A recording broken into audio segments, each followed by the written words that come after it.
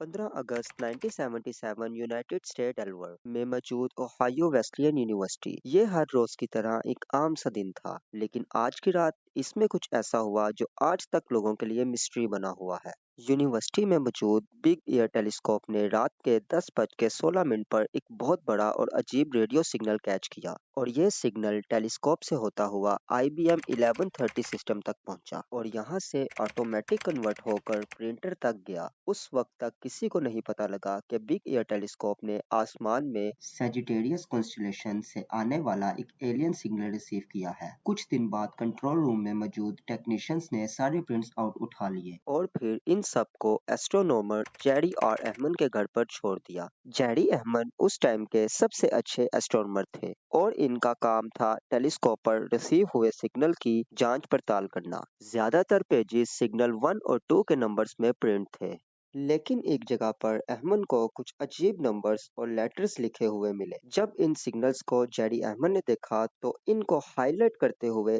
इनके बराबर में वाव लिख दिया। ये ही वो वजह थी कि अब ये वाव सिग्नल्स के नाम से पहचाने जाते हैं। इन सिग्नल्स में ऐसी भी क्या खास बात थी जो पिछले 47 ईयर्स से ये एक मिस्ट्री बना हुआ है। वाव सिग्नल के इंसिडेंट से 18 साल पहले 1959 कॉर्नेल यूनिवर्सिटी के फिजिसिस्ट फिलिप मॉरिसन और यूसुफ काकोनी ने एक ख्याल जाहिर किया कि अगर कोई एक्स्ट्रा टेरेस्ट्रियल सिविलाइजेशन होगी तो वो हमसे कांटेक्ट करने के लिए स्पेसिफिक रेडियो फ्रीक्वेंसी जो कि 1420 मेगाहर्ट्ज होगी, और ये फ्रीक्वेंसी कोई आम फ्रीक्वेंसी नहीं है, ये नेचुरल हाइड्रोजन से आती है। ये फ्रीक्वेंसी स्पेस में एक्स्ट्रा ऑर्डिनरी कम्युनिकेशन के लिए बहुत जरूरी होती है। और फिर इस प्रोजेक्ट के बारे में मजीद जानने के लिए एक प्रोजेक्ट स्टार्ट किया गया जिसका नाम एक्स्ट्रा टेरेस्ट्रियल इन्वेस्टिगेशन था, जो कि 1973 में ओहायो स्टेट यूनिवर्सिटी ने शुरू करवाया था। ये वो मिशन था जो अर्थ के बाहर लाइफ सर्च करने के लिए उस टाइम का सबसे बड़ा प्रोजेक्ट था। इस प्रोजेक्ट का मिशन अर्थ के बाहर से कोई भी अननोन साउंड को कैच करना और फिर उस पर रिसर्च करना था। इस काम को करने के लिए जेरी अहमन की मदद ली गई और वो ये काम करने के लिए बहुत खुश थे। टेलीस्कोप को अचानक से एक सिग्नल मिला जो कि 72 सेकंड्स का था।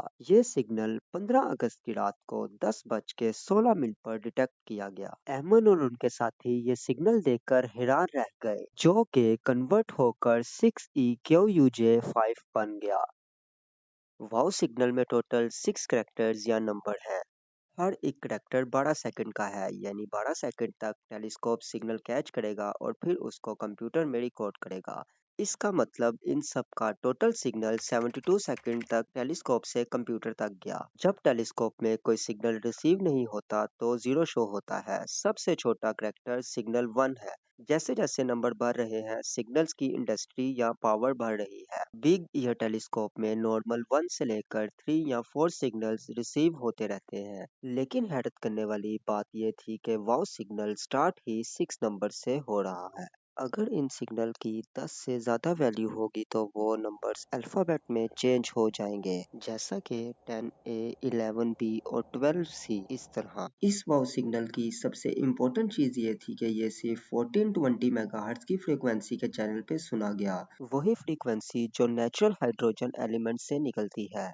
बहुत से साइंसदान और एस्ट्रोनॉमर का मानना है कि ये सिग्नल खला की ऐसी सिविलाइजेशन ने भेजा है जो इंसानों की तरह ही एक सलाहियत रखती है। अब आप इस सोच में होंगे कि यूनिवर्स में बहुत से एस्टेरॉइड्स, प्लैनेट्स और गैलेक्सीज हैं। अब क्या पता कि ये सिग्नल इत्तेफाकन ही जनरेट हो गया हो। तो साइंसदानों का मानना है कि अगर कोई खलाई मखलूक इंसानों से राब्ता करना चाहेगी तो वो एक सिंपल और इजी फ्रीक्वेंसी का इस्तेमाल करेगी। अब वो सिग्नल को खलाई मखलूक से इसलिए जोड़ा जा रहा है क्योंकि खला में कॉस्मिक सिग्नल्स भी होते हैं, मगर कॉस्मिक सिग्नल्स की वैल्यू ना ही आहिस्ता आहिस्ता बढ़ती है और ना ही कम होती है, और ना ही ये सिग्नल एक ही बार जनरेट होते हैं। वाव सिग्नल्स का इशारा एलियंस की तरफ इसलिए जा रहा है क्योंकि ये सिग्नल एक ही बार मिला है। इसी वजह से इस सिग्नल को लोकेट करना वो भी बिग ईयर टेलीस्कोप से बहुत ही मुश्किल है, क्योंकि इस टेलीस्कोप में दो ऐसे पार्ट्स हैं जिनको फीड हॉर्न्स कहते हैं, और ये अर्थ रोटेशन की वजह वजह से आसमान को अलग अलग डायरेक्शन से स्कैन करते हैं और वाव सिग्नल सिर्फ एक फीड हॉर्न में सुना गया जबकि सेकंड में नहीं, और डाटा प्रोसेस ऐसे किया गया कि ये बताना मुश्किल था कि किस हॉर्न ने सुना है। इन सिग्नल्स की लोकेशन सेजिटेरियस कॉन्स्टेलेशन के ऐसे एरिया में सुनी गई जो